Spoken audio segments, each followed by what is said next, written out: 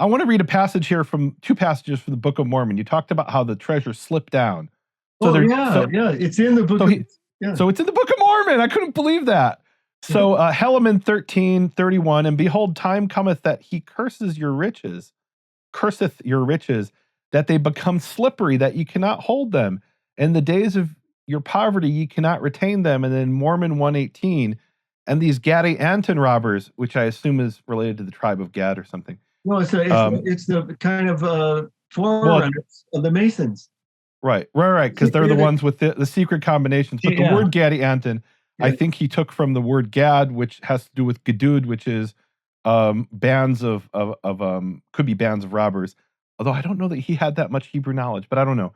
And these Gadianton robbers who were among the Lamanites did infest the land, insomuch that the inhabitants thereof began to hide up their treasures in the earth. And they became slippery, because the Lord had cursed the land, that they could not hold them, nor retain them again. In other words, you're hiding your stuff in the ground to keep it from the Gadianton robbers. When you go to look for it, it's moved. And now Joseph Smith comes along, looks into his hat with the stone, and he says, oh, it's over there. We can find it, 1,600 years later, 1,500 years later. Yeah. But then when you actually get to that spot, it's moved, it's slipped again, is what you're saying. There's a curse.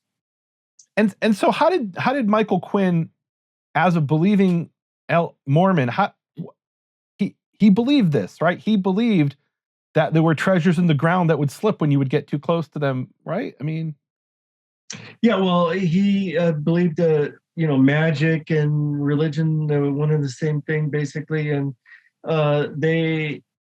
if you believe one, why can't you believe the other? If it takes faith to believe in the miracles the Bible describes, or miracles you even hear about in early Mormonism, why is it different? Why is this different than that? Right. It doesn't require more faith. And there's something to be said for that, meaning like one definition of magic is somebody else's religion. Right. Right. Now there are religions that have a category of magic, which is forbidden or permissible, depending on, what your religious view is. But it's not that easy to define magic, right? No, it's not. Yeah. So, okay. It's a cultural, it's a kind of a cultural thing, and people, you arbitrarily define it and decide what is orthodox and what is not. Right. No, but there are also ancient religions, or even maybe some modern ones, where magic is orthodox and is accepted. Right. Yeah. So it's complicated. Like in Judaism, obviously, and Christianity, magic is forbidden. Yet there's people who are devout, who engage in magic, or even what they would say is magic. So it's complicated. All right. He understood, and I understand that the folk magic, that a lot of the magic is Christian magic.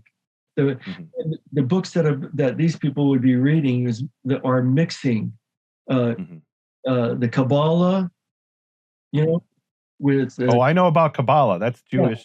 So mysticism, which in many cases is just magic. Right. So a lot of their English books take a lot of their information from the Kabbalah, and in the early Latin versions of magic, and all these things that have developed to Joseph Smith's time, the books that he had access to, like Francis Barrett. These are people in London. Francis Barrett's The Magus, it had all sorts of descriptions of magic, signs, symbols, things like that, talismans, that you can use to, ward off evil spirits and things like that. And the Smith family owned magic parchments, 3 magic parchments that were handed down, which have Hebrew on them. So, let me demonstrate for you and the audience how pervasive Kabbalistic magic is in modern Judaism. Yeah. The state of Israel had to pass a law making it illegal to offer someone an amulet in exchange for their vote. They had to pass a law to define that as bribery, because it was a standard practice in certain communities to say, if you vote for this political party, we will give you this amulet that will give you different, positive. It'll make you rich, or it'll make your children healthy, or it'll, cure you of cancer. So they actually had to pass a law to define that as bribery because it was so pervasive. And frankly, it still goes on. So now that's not everybody in the Jewish world, but it was parties that were buying votes by, and how much does it cost to make an amulet? A few cents, right? You just have to have a rabbi make a blessing over it, and you got an amulet. Maybe a few dollars because you have to have somebody sit and write a parchment, or maybe you print the amulet and they don't know the difference, right? So that's today in the 21st century. This is something that in Jewish history, and I look at amulets as magic. I would think that's the quintessential example of magic. There are debates between rabbis about what's in an amulet, like a famous debate in the 18th century between these two rabbis in Hamburg about the one rabbi's amulet has forbidden things in it. But the question about, wait a minute, why are you even doing amulets in the first place? Nobody even talks about that in this particular event.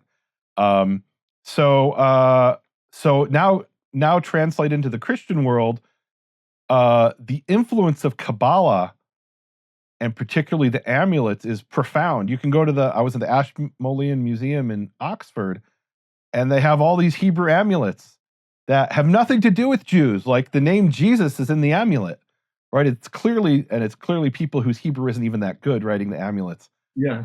So you could tell from the script that it's not somebody with Jewish training who wrote the Hebrew letters. So you have Kabbalah having a profound influence on the Christian world, and some of that pouring over into Christian magic.